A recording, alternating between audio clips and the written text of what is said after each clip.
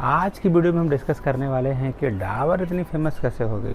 डाबर्स के जो हनी आता है, च्यवनप्राश आता है, जो हाजमोला की गोलियाँ जो हम खाते हैं, या जो चंपी कराने के लिए जो डाबर का ऑयल का यूज करते हैं, आखिर कौन सा प्रोडक्ट सबसे फेमस है डाबर में, डिस्कस करेंगे इस वीडियो में। क्या है बैलेंस शीट इस कंपनी का, क्या है प्रॉफिट लॉस स्टेटमेंट, सारी चीज़ देखेंगे इस वीडियो में। लास्ट में आपके साथ एक बोनस टिप्स शेयर करने वाला हूँ। वीडियो थोड़ी सी लंबी हो सकती है, लेकिन पूरी समझने के लिए लंबा होना थोड़ा सा ज़रूरी है, तो उसके लिए रियली सॉरी, लेकिन ये ज़रूरी है, इसीलिए मुझे करना पड़ रहा है। Thank you so much. तो आज का जो टॉपिक था, बड़ा ही अच्छा कंपनी के बारे में डिस्कशन होने वाला है। ये कंपनी हम सब अपने घरों में इसके च्यवनप्राश खा चुके होंगे, रियल जूस पी चुके होंगे, या हाजमोला, या जो तेल आता है केस आंवला, और खूब सारे प्रोडक्ट्स हम अपने डे टू डे लाइफ में यूज करते हैं। हनी देखिए, तो आखिर इस कंपनी का जो नाम है हम सबको पता है, डाबर है। डाबर मेनली करती क्या है, कौन कौन सा प्रोडक्ट बनाती है? तो डाबर का जो सबसे पहला प्रोडक्ट आता है वो डाबर च्यवनप्राश है। और आपको पता है हर साल अराउंड 630 लाख जो स्पून जो होते हैं डाबर के, वो कंज्यूम होते हैं। और आपको बता दें 2 लाख ग्लासेस रियल जूस के ये भी कंज्यूम होते हैं। और 31 करोड़ जो डाबर का जो हाजमोला टैबलेट्स होता है वो कंज्यूम होता है। और अराउंड 8.8 लाख जो चंपी जो डन करते हैं डाबर आंवला से, ये भी डाबर का काम है। तो मतलब ये जो कंपनी है वेल रिनोन्ड कंपनी है, हम सबको इनके बारे में पहले से ही पता है। आज इस कंपनी के बारे में कुछ और चीज़ें हम डिस्कस करेंगे। क्या है इसका मैनेजमेंट का तरीका, और क्या है इसका पोर्टफोलियो, और कैसे कैसे ये अपने वेल्थ क्रिएट करता है, और क्या क्या करता है। तो सबसे पहले हम डिस्कस करेंगे कि जो डाबर है करता क्या है। तो जैसे मैंने आपको बताया है, डाबर का काम जो है फूड प्रोसेसिंग, जो फास्ट मूविंग कंज्यूमर गुड्स है ये बनाती है। तो leading fast moving consumer goods बनाती है। और ये जो है केयर एंड फूड प्रोडक्ट्स बनाती है। ये डाबर का मेन काम है। और हमने जो डिस्कस किया है, डाबर जो है कुछ प्रोडक्ट इसके खूब सारे बड़े ही फेमस प्रोडक्ट हैं। कुछ में से जो हम लोगों ने डिस्कस किया है च्यवनप्राश, और हमने ये भी डिस्कस किया कि 6.3 लाख जो स्पून ऑफ च्यवनप्राश है ये भी कंज्यूम होता है। 2 lakh glasses of real juice consume होता है। 31 करोड़ ये जो हाजमोला है गोलियां हम खाते हैं, जो चंपी करते हैं ऑयल, डाबर की कांति या कुछ और इस टाइप के प्रोडक्ट जो हम यूज करते हैं ये भी डाबर बनाती है। अब हम देखने वाले हैं कि आखिर डाबर का बैलेंस शीट है कैसा, और ये अपना पैसा कहाँ कहाँ से बनाती है। तो मार्केट कैप जो डाबर का है आप साफ साफ देख रहे हैं, अराउंड 1,03,455 करोड़ की अराउंड इसका मार्केट कैप है, जो कि बहुत ही वेल एस्टेब्लिश कंपनी का ही होगा। इसकी जो करंट प्राइस जो है डाबर की वो 585 है, हाई इसने बनाया है 471, सॉरी 620, लो बनाया है 471। स्टॉक प्राइस जो इसका है अर्निंग पर शेयर 57.8 है। इसकी जो बुक वैल्यू है वो है 43.4। मतलब कल कंपनी अगर लिक्विडेट हो जाती है तो कितना पैसा हमें मिलता है। डिविडेंड एक कंपनी देती है जो कि है 0.81%। ROCE जिस कंपनी का है जो कंटिन्यूस पार्ट्स 3 ईयर में जो दे रही है वो है 23.7%। ROCE जो है वो 27.3% है। पैग रेशियो अगर देखेंगे तो जो थोड़ा सा, जो कि 4 के अराउंड होना चाहिए, थोड़ा सा गड़बड़ है, लेकिन देखेंगे क्या ये इम्प्रूव होने वाला है आगे वाले टाइम में। क्विक रेशियो हमने डिस्कस किया है कि एक ऐसा रेशियो होता है जो हम हमेशा देखते हैं कि कंपनी के पास अगर कोई शॉर्ट टर्म एलिगेशन हो या कोई ऐसे टर्म जहाँ पे कंपनी को पैसा देना हो तो कितना टाइम कंपनी के पास क्विक पैसा है। इंटरेस्ट कवरेज जो रेशियो है, मतलब इंटरेस्ट कवरेज का डेट का कितना टाइम से कंपनी कमाती है, जो देखिए 73.2 टाइम्स इसका एनुअलाइज ग्रोथ आप देख सकते हैं। कंपनी के पास डेट बहुत कम है, और ये जो है डेट इक्विटी जो हमने डिस्कस किया ये 0.07 है। सबसे अच्छी बात है इस सेक्टर में हमें क्या लगा, तो हमें ऐसी सबसे अच्छी चीज़ ये लगी कि कंपनी वेल नोन है। डाबर एक वेल नोन कंपनी है, इसका कोई इंट्रोडक्शन नहीं चाहिए। हम इसके च्यवनप्राश, हम इसके हाजमोला वाले गोटियाँ, और हम जो चंपी करते हैं बाल डाबर का वो, और प्रोडक्ट जो हम हनी आप डाबर का जो हम day to day life winter season में जो यूज़ ज़्यादा करते हैं, ये सारे ही डाबर बनाती है। तो अच्छी चीज़ क्या है, इसका ROI जो वैल्यू है ये कंटिन्यूस 27-20 से 24 के अबव होता है, जो एक अच्छी वैल्यू है। इसका जो पैग रेशियो है जो कि 8.76 है, जो कि अगर अराउंड 1 होता है, या अगर हम 3 ईयर में कंपेयर करते तो थोड़ा सा हमें अच्छा लगता, लेकिन ये थोड़ा सा इसकी चार जो क्वालिटी है ये थोड़ी सी पैग में थोड़ा सा डाउट हो रहा है। अब आगे डिस्कस करते हैं कि इस डाउट को हम कैसे और जस्टिफाई कर सकते हैं। अब हम इस सेक्शन में डिस्कस करेंगे कि आखिर सेल्स कैसा है डाबर का। देखिए, इस सेल्स देख के मैं हर बार बोलता हूँ कि हमें ऐसा लगता है कि ये जो है कंपाउंडिंग का ही ग्राफ है। जैसे हम कंपाउंडिंग का ग्राफ हम सीखते हैं, वैसे ही हमें लग रहा है कि जो ग्राफ जो है कंपाउंडिंग का ग्राफ है। और एक अच्छी बात भी है, कंपाउंडिंग का मतलब हमारा अमाउंट पर टुडे लाइफ बढ़ रहा है। अब एक चीज़ और डिस्कस करेंगे कि ये जो कंपनी है आखिर 5 ईयर में कितना कमा रही है। तो हम ये डिस्कस कर सकते हैं कि जो कंपनी जो है डे टू डे लाइफ में सबसे ज़्यादा अमाउंट देखिए इसका इंक्रीज बढ़ता हुआ जा रहा है। मतलब कंपनी का सेल्स इंक्रीज हो रहा है, सेल्स इसका इंक्रीज हो रहा है, इस कंपनी का इक्विटी इंक्रीज हो रहा है, इस कंपनी का हम जो मार्जिन जो जिस पे पैसे कमाते हैं ये मार्जिन भी इसका इंक्रीज कर रहा है, तो जो एक अच्छा इंडिकेशन है। अब हम चेक करेंगे कि आखिर इसका प्राइस टू अर्निंग रेशियो क्या है इस कंपनी का। तो देखिए, हम सिंपल सी बात में बोलें तो इसका जो पी रेशियो है, देखिए मैंने एक चीज़ आपसे पहले ही बोला था कि देखिए ये जो ग्राफ जो होगा सेल्स का, और ये जो ग्राफ जो होगा हमारे प्रॉफिट लॉस का, और जो ग्राफ होगा हमारे पास पी का जो ग्राफ होगा आपको साफ साफ दिख जाएगा कि ये जो है इस वैल्यू में जो यहाँ पे पी अगर कम है तो इस वाले रीजन पे प्रॉफिट ज़्यादा हुआ होगा, प्रॉफिट ज़्यादा है यहाँ पे भी प्रॉफिट आपको ज़्यादा है, ये प्रॉफिट ज़्यादा है। तो ये प्रॉफिट अगर हमें ज़्यादा मिलता है तो हम ये बोल सकते हैं कि सेल्स मार्जिन जो है ये सबसे ज़्यादा है और प्रॉफिट ज़्यादा कमाती भी कंपनी यही है।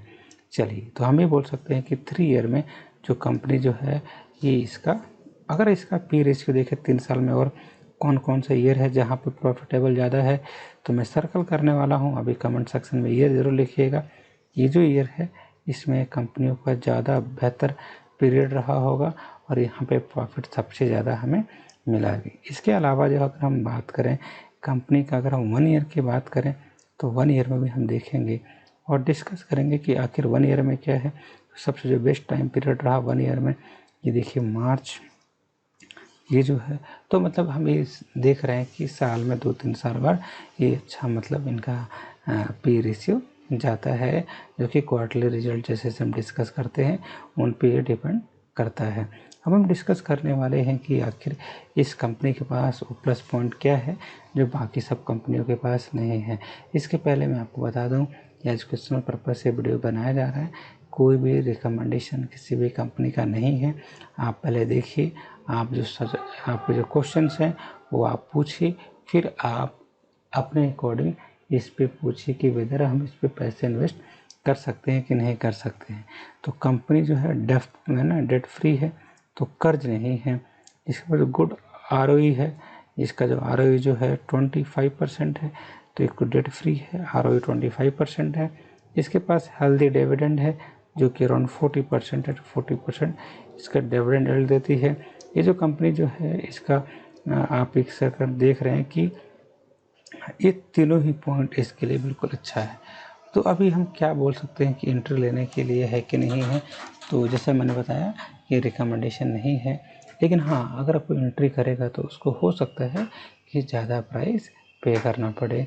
आप एक चीज़ देख सकते हैं, क्योंकि अभी कोविड था 2 सालों से अराउंड, हम मान सकते हैं 1.5 साल तो हो गया, इसका पुअर सेल्स ग्रोथ है जो एक अच्छा इंडिकेशन नहीं है, हमें देख सकते हैं। और अगर हमें कोई देखना हो इस कंपनी के बारे में, हम ये डिस्कस कर सकते हैं कि क्वार्टरली रिजल्ट अगर इस कंपनी का अगर हम देखें तो क्वार्टरली रिजल्ट भी थोड़ा सा डिस्कस करते हैं। 18 में जो कंपनी ने जो सेल्स किया था अराउंड 2125 करोड़ का किया था, और आज जून में जो सेल कर रहा है अराउंड 2612 रुपीज़ का ये ग्रोथ कर रहा है। अगर वैल्यू देखें 18, 19 ये वाले जो वैल्यू आप देख रहे हैं, तो इसकी ग्रोथ जो है इंक्रीज हुई जा रही है डे टू डे लाइफ में। अगर हम देखें एक चीज़ और हमें पता है, जो कि हर वीडियो में बोलता हूँ, कि देखिए अगर हम सेल्स ग्रोथ इंक्रीज कर रहे हैं तो इस सेल्स के पीछे कुछ एक्सपेंसेस भी लगते हैं। तो मतलब इनडायरेक्टली हम ये बोल सकते हैं कि एक्सपेंसेस भी इंक्रीज होते हैं। अगर एक्सपेंसेस इंक्रीज होते हैं तो सेल्स इंक्रीज हुआ तो इससे हम प्रॉफिट भी जनरेट करते हैं, और अगर हम प्रॉफिट ज़्यादा जनरेट करेंगे तो हमें टैक्स भी उसी स्लैब के अकॉर्डिंग देना होगा। तो सारी चीज़ें जो है कोरिलेटेड है। अब एक एक करके देखते हैं। अगर हम 18 की बात करें तो 21% प्रॉफिट इन्होंने कमाया था, 21, 22, 23। तो मतलब इस कंपनी का हाईएस्ट जो ओपीएम जो है ना, जो ऑपरेटिंग से मैनेजमेंट से जो प्रॉफिट हो रहा है वो 20 से ज़्यादा मानिए तो 21 इसका एवरेज हम ले सकते हैं। इसका जो अदर इनकम जो है ये 85 करोड़ के अराउंड ये अदर इनकम भी कंपनी कराती है। ये जो प्रॉफिट बिफोर टैक्स जो इस कंपनी का है ये जो है 568 रुपीज़ है, और ये वैल्यू हमारे सामने एक डिसेंट वैल्यू है। तो मतलब प्रॉफिट बिफोर टैक्स जो है ये अराउंड आपको 568 मिलता है। नेट प्रॉफिट इस कंपनी का अराउंड है 437 करोड़ है, ये आप याद कीजिए।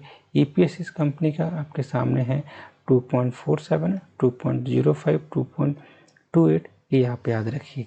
तो मतलब हम क्या डिस्कस कर सकते हैं कि क्वार्टरली रिजल्ट में इस कंपनी का आप सेल्स देखिए, सेल्स आप एक देखने के बाद आप एक वैल्यू इंक्रीज कर सकते हैं कि ये वाला हर 3-4 महीने बाद क्या क्या इसका ग्रोथ रहा है, हम क्या क्या इसे सीख सकते हैं। इंटरेस्ट आपको पता है 16-17 जो करोड़ इनको जो देना पड़ रहा है, जो एक अच्छा अमाउंट है। प्रॉफिट बिफोर टैक्स आपको पता है, और टैक्स भी आपको, ये जो स्लैब जो है इसका ईपीएस वैल्यू जो है 437 करोड़ है, और अभी तक जो नेट प्रॉफिट सबसे ज़्यादा इन्होंने कमाया है वो 492 करोड़ कमाया है। अगेन वही सवाल, क्या इंपॉर्टेंट चीज़ है जो हमें सेक्शन में अच्छा लगा, तो एक तो हमारे पास जो कि सेल इंक्रीज हुआ, दूसरा इनका प्रॉफिट, और तीसरा हम इसको बोल सकते हैं कि इसका ईपीएस कितना था, हमें ये पता था फर्स्ट और सेकंड और थर्ड, ये चीज़ें हम डिस्कस कर सकते हैं इजीली, और ये हमें कुछ मिला भी जानकारी के लिए। अब हम डिस्कस करते हैं इसका प्रॉफिट लॉस स्टेटमेंट। तो प्रॉफिट लॉस स्टेटमेंट सबसे जो पहले हम चीज़ जो डिस्कस करने वाले हैं वो डिस्कस करेंगे कि 5 ईयर में रिटर्न कितना है 26, 10 ईयर में 29 और 3 ईयर में 25, लास्ट ईयर 24। तो इसमें अच्छी चीज़ क्या है, तो हम इससे एवरेज निकाल सकते हैं कि एवरेज आरओई कितना होगा, जो कि अराउंड है 24%, जो ये हमारे पास एक डिसेंट वैल्यू है। अगर हम डिस्कस करें इसका ग्रोथ, तो ग्रोथ देखिए जो कि एवरेज ग्रोथ जो कि नॉर्मली हम ये मानकर चलते हैं कि 10% अगर ग्रोथ होगा तो उसके अकॉर्डिंग पैसा भी बढ़ेगा, शेयर के प्राइसेस भी बढ़ेंगे, और वो हमारे लिए ज़्यादा बेनिफिशियल होगा। लेकिन हम यहाँ देख पा रहे हैं कि ग्रोथ में भी जो है 7 to 12% के बीच में ये लाई कर रहा है। चलिए अगला, अगर हम इसको कंपाउंडेड सेल ग्रोथ देखें, हर साल ग्रोथ पे ग्रोथ, तो 9 ईयर, 4, 7, 21, तो ये डिपेंड करता है, क्योंकि देखिए आपका जो सिनेरियो है पिछले साल का इस साल का, उस पर क्या क्या डिफरेंसेस है। तो इस सेक्शन में जो भी आपको फाइनेंस चीज़ें जो लगी, जो कि आपको सबसे अच्छी चीज़ लगी, तो आप ये देख सकते हैं कि ग्रोथ थोड़ा सा कम है। अब ग्रोथ क्यों कम है, डिस्ट्रीब्यूटर पॉइंट इसके कम है कि इनमें प्रोडक्ट की कमी है, कि आखिर क्या है वो चीज़, आप कमेंट करके थोड़ा सा लिखिएगा। लेकिन एक चीज़ हम डिस्कस कर सकते हैं कि मोर देन 18 से 20% इनके पास प्रॉफिट तो हर साल आता ही आता है। चलिए एक चीज़ और जो सबसे इम्पोर्टेंट चीज़ जो है, जो हम इसमें डिस्कस करें कि बैलेंस शीट अगर हम इसका देखें, तो बैलेंस शीट में इसका जो कैपिटल शेयर जो हमारे पास आप देख रहे हैं, जो हमारे पास शेयर कैपिटल 87 है, शेयर कैपिटल इन्होंने बढ़ाया है 177 करोड़ का कर दिया। रिजर्व इस कंपनी का देखिए अभी तक अगर आप कंपेयर करेंगे ऐसा कोई भी साल हमें नहीं दिख रहा, आप भी देखिए जिसमें इनका कम हुआ हो। और अभी तक का सबसे अच्छी चीज़ मुझे इस कंपनी का लगा जो नंबर 1 पे देंगे, बोरोइंग देखिए थोड़ा सा इनका बोरोइंग बिल्कुल ये भी सही है 2 पॉइंट पे। इनका अगर फिक्स एसेट देखें, फिक्स एसेट भी इन्होंने बढ़ाया है, इन्वेस्टमेंट देखिए ये भी इन्होंने बढ़ाया है, और जो टोटल अदर एसेट देखिए तो इस सेक्शन में बिल्कुल बेहतरीन चीज़ है। क्या क्या लगा एक बार और डिस्कस कर लेते हैं। सबसे पहले हमने जो डिस्कस किया कि रिजर्व कंपनी का अच्छा है, रिजर्व जो है हर ईयर हर साल साल पे साल ये इंक्रीज करते जा रहे हैं, तो reserve are increasing in a good way. अगला जो अच्छी चीज़ है बोरिंग इनकी उतनी ज़्यादा नहीं है, तो ये भी एक अच्छी चीज़ है। बोरिंग अच्छी चीज़ है, बोरिंग अगर ज़्यादा नहीं है तो ये अच्छी चीज़ है, क्योंकि इस पर इंटरेस्ट जो देना पड़ता है बैंक को वो कम देना पड़ेगा, और जो इनको इंटरेस्ट देना पड़ता है वो पैसा कहीं ना कहीं अदर एक्टिविटी में लगा सकते हैं। एसेट जो है फिक्स एसेट जो कि कंपनी का खुद का मशीन हो सकता है, मशीनरी हो सकता है, वो भी टाइम टू टाइम इंक्रीज कर रहा है। इन्वेस्टमेंट अगर आप देखेंगे इसका तो हर सेक्शन में इन्वेस्टमेंट्स का टाइम टू टाइम ज़्यादा है। और आप अगर देखेंगे इसका अगर अदर जो टोटल एसेट जो है वो है 10,000 करोड़ तक का इसके पास एसेट है, तो ये इसमें सबसे अच्छी चीज़ लगी। और देखिए आने वाले टाइम में अगर इन्होंने क्योंकि जो सेल्स ग्रोथ की कमी दिख रही है आखिर उसके पीछे रीज़न क्या है, अगर ये आप आइडेंटिफाई कर लेते हैं तो जो 3 जो कंपनियां जो हमने डिस्कस किया था, नेस्ले हो गई, ब्रिटानिया हो गया, डाबर हो गया, ये तीनों ही अलग अलग सेक्टर में काम करते हैं। और च्यवनप्राश आपको पता है, हनी पता है, मेनली ये जो प्रोडक्ट होते हैं विंटर में होते हैं, और बाकी ये जो ऑयल आजकल ज़्यादा आने लगा और हाजमोला, तो इसीलिए थोड़ा सा हो सकता है कि इनके पास प्रोडक्ट थोड़े से कम भी है, जो कि ब्रिटानिया के पास ज़्यादा होगा और नेस्ले के पास, तो इसलिए एक रीज़न तो ये हो सकता है। दूसरा इनका कंजम्पशन अभी भी ज़्यादा है इस प्रोडक्ट पे, मतलब ये कंपनियां जो है बिल्कुल स्पेसिफिक प्रोडक्ट बनाती है और इस पे ज़्यादा फोकस करती है, तो एक ये भी अच्छा रीज़न हो सकता है इसको देखने का, एनालाइज करने का। आगे हम डिस्कस करने वाले हैं कि आखिर कैश फ्लो इसका क्या है। तो देखिए कैश फ्लो एक ऐसी चीज़ है जो कि हमें हमेशा ही देखते रहना चाहिए, क्योंकि कैश फ्लो से हमें पता चलता है कि कंपनी ने कितना प्रॉफिट कमाया है, उस प्रॉफिट से हमें क्या क्या फ़ायदा होने वाला है। तो देखिए अगर हम इसका कैश फ्लो देखें तो कंपनी ने जैसे जैसे ज़्यादा अगर अपना सेल्स इंक्रीज किया है तो वैसे वैसे कंपनी का अगर आप देखेंगे ऑपरेटिंग एक्टिविटी से, जो कि मेन एक्टिविटी है, जैसे ऑपरेटिंग एक्टिविटी में आएगा कि च्यवनप्राश के डब्बे कितने बने, कितने सेल हुए, हाजमोला कितने पैकेट सेल हुआ, जो चंपी जो डाबर ऑयल है वो कितना सेल हुआ, तो अगर हनी कितना सेल हुआ, तो इससे हम ये डिस्कस कर सकते हैं कि इनके करोड़ में जो डेटा दे रखे हैं ये डेटा ऑलमोस्ट इंक्रीज हुए हैं, और ये डेटा जो है एक एक्सपोनेंशियल ऑर्डर में भी इंक्रीज हो रहा है, जो हमारे लिए काफ़ी एक अच्छी चीज़ है। कैश फ्रॉम इन्वेस्टिंग एक्टिविटी हमें दिख रहा है यहाँ पे साफ साफ कि ये भी डेटा हमारे साथ इंक्रीज हुआ है। फाइनेंसिंग एक्टिविटी से भी इसके जो कैसेस हैं वो इंक्रीज हुए हैं, तो इससे हम ये अच्छी चीज़ डिस्कस कर सकते हैं। रेशियो और कौन कौन है वो भी देख लेते हैं। तो एक रेशियो तो है वो है ROCE, रिजर्व जो ऑन द कैपिटल इक्विटी, जो कि एक अच्छी चीज़ है, जो हमें दिख रहा है साफ साफ कि 2010 में जो कि ये जो ROCE है ये 56% है, ये 11 में 41, और ये जो वैल्यू जो है मोर देन 24-28 के ऊपर ही है, जो एक अच्छा ROCE है, ये हमें याद कर लेना है। इसका टर्नओवर जो है अराउंड 2.5 है, एक अच्छा नंबर है, इसको भी हम आराम से देख के याद कर सकते हैं। जो अच्छी चीज़ है इस कंपनी में जो हम डिस्कस करने वाले हैं, शेयर होल्डिंग पैटर्न। देखिए ध्यान से, इसके पास जो शेयर प्रमोटर होल्डिंग है 67.88 है, और ये है 67.36। FII ने जो इन्वेस्टिंग किया है इसके परसेंटेज थोड़े से देखिए फ्लक्चुएट होते हुए, और अभी सबसे ज़्यादा इन्होंने इसमें इन्वेस्ट किया है। DII ने भी अपने परसेंटेज थोड़े से फ्लक्चुएशन में है और 5% के ऊपर है वो, और पब्लिक ने भी देखिए 7 से इतना परसेंट इन्होंने इन्वेस्ट किया है। एक चीज़ जो देखा जाए जो सबसे अच्छी चीज़ मुझे लगी कि प्रमोटर होल्डिंग 67 मतलब 60 से ऊपर होना चाहिए, तो ये बिल्कुल नंबर 1 है। FII ज़्यादा सपोर्ट कर रहे हैं और पब्लिक ने भी अपने पैसा बिल्कुल ईमानदारी से इसमें लगाया है। प्रोडक्ट, इसके वेबसाइट जाने से पहले थोड़ा सा हम डिस्कस करेंगे इसका कि रेटिंग क्या है इस कंपनी का, और रेटिंग से हमें क्या डिस्कस को मिला। तो मैंने आपको पहले से बताया था, एक ऑर्गेनाइजेशन होता है और उसको बोलते हैं क्रिसिल, और उस ऑर्गेनाइजेशन का नाम है।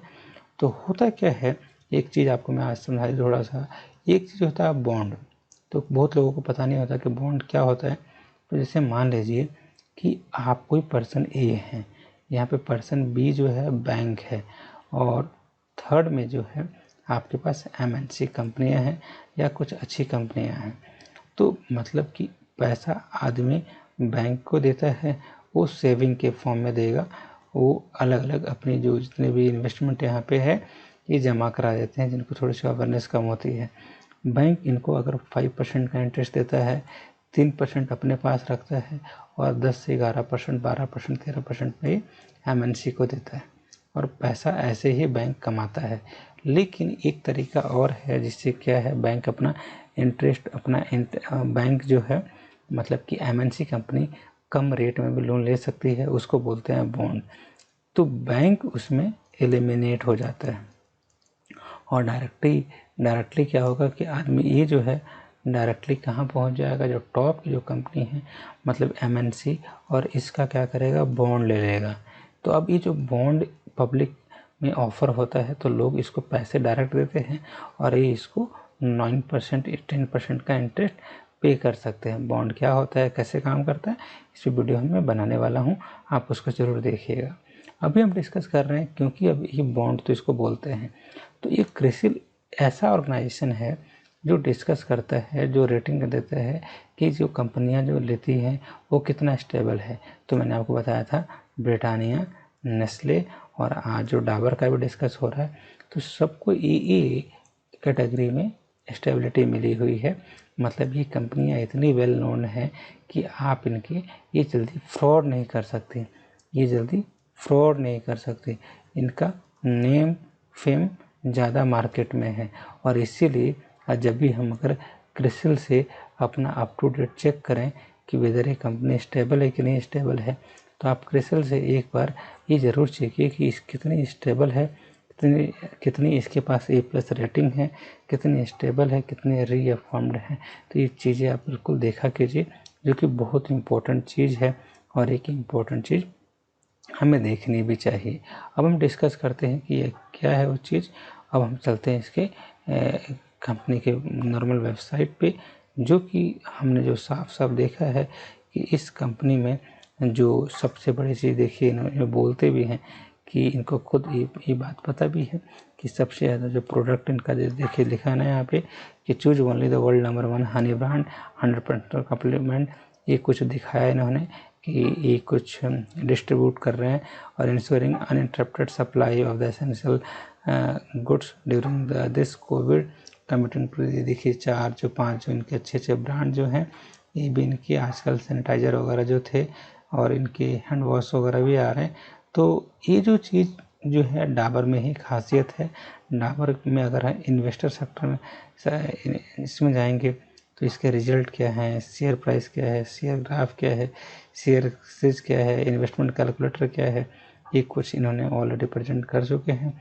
डिटेल बिजनेस क्या है, तो प्रोडक्ट में जाए कीजिए। ये देखिए आंवला, मैं थोड़ा सा आपको बता दूं, ये अगर देखेंगे तो ये इनकी साइट खुलती हुई, तो आप इसमें देखेंगे तो इनमें जैसे कि ये सारे के सारे जो प्रोडक्ट आप देख रहे हैं ना, ये सारे के सारे जो प्रोडक्ट इनके जो हैं, ये देखिए ये आपका डाबर हो गया, ये आपका फेम, ये इसका वाटिका, ये देखिए रेड, ये रियल जूस जो बहुत सारे पीते भी हम, तो इनमें सबसे ज़्यादा कंजम्पशन भी होता है। ऑलमोंड, ये लाल डाबर, ये जो कोकोनट ऑयल, तो इसमें क्या होता है, एक चीज़ हमें दिख जाता है कि इनका प्रोडक्शन सबसे ज़्यादा होने वाला है। और ये देखिए और भी हम देखेंगे इनके प्रोडक्ट इनके भी ज़्यादा हैं ही, लेकिन जो मोनली जो देखिए हार्पिक टाइप का ही है, फ्रेश जो हम यूज़ करते हैं। और भी अगर हम इनके प्रोडक्ट जो डे टू डे लाइफ में जाते हैं, डाबर का ये बादाम ऑयल यहाँ पे देख सकते हैं, और भी इनके प्रोडक्ट हैं जो कि खूब सारे प्रोडक्ट इनके भी हैं।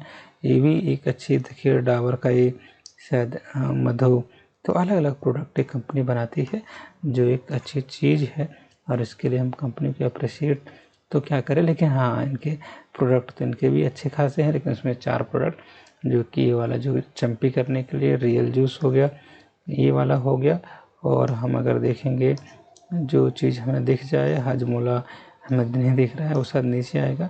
तो ये चीज़ें हमें थोड़ी सी अच्छी है। एक सेशन और देखेंगे कि इस कंपनी के पास इस इन्वेस्टर का एरिया में कि डिटेल ऑफ बिजनेस में अगर हम क्लिक करेंगे तो क्या हमें खुल के आ रहा है, उसको भी थोड़ा सा नज़र देख लेते हैं। देखिए साफ साफ लिखते हैं कि डाबर इंडिया लिमिटेड जो है ये ओवर है ना 1 लाख करोड़ की है, लेगेसी क्वालिटी में है, 137 ईयर हो गए। डाबर एक इंडिया की ऐसी मोस्ट ट्रस्टेड नेम है कि वर्ल्ड आयुर्वेदिक और नेचुरल वेल्थ में ये अराउंड 250 हर्बल्स आयुर्वेदिक प्रोडक्ट बनाती है। और आपको पता है आज के लिए जो डाबर की जो कंपनी है कि ये देखिए रेवेन्यू अराउंड जो है 27% टर्नओवर है, और इसका अवेलेबल है 120 कंट्री में। और ये जो मेनली जो प्रोडक्ट बनाती है, जो साफ साफ लिखते भी हैं, थोड़ा सा मैं आपको बता दूँ, लिखते हैं कि hair care, oil, health care, skin, home guard, foods में ये काम करते हैं। और तो और हमें बता दें कि इस कंपनियों का जो सबसे जो अच्छी चीज़, एक तो ये भी बोल सकते हैं कि जो डाबर जो है ये जो मेन जो प्रोडक्ट बनाती है, ये hair care, oil, health care, skin, home care, foods में भी हो गया। और डाबर जो है ओवरसीज बिजनेस भी करती है, और 27% ये रेवेन्यू भी जनरेट करती है। तो मतलब जो मेन चीज़ हम ये डिस्कस कर सकते हैं कि एक ट्रस्टेड ब्रांड है, अच्छा रेवेन्यू है, प्रोडक्ट की लेगेसी है, और इनका ग्रोथ हो सकता है। बाकी सब सही है। थोड़ा सा मेरे को पैग रेशियो थोड़ा सा इन पर डाउट भी है कि आखिर इनका ग्रोथ, जैसे कि उनका ग्रोथ था ब्रिटानिया का, नेस्ले का, वैसे इनका ग्रोथ क्यों नहीं हो रहा है। बाकी सब कंपनी में कोई इशू नहीं है। एक चीज़ आपसे रिक्वेस्ट है, मैं फिर से बोल दे रहा हूँ कि ये जो वीडियो जो है टोटली डेडिकेटेड है एजुकेशनल पर्पज़ के लिए।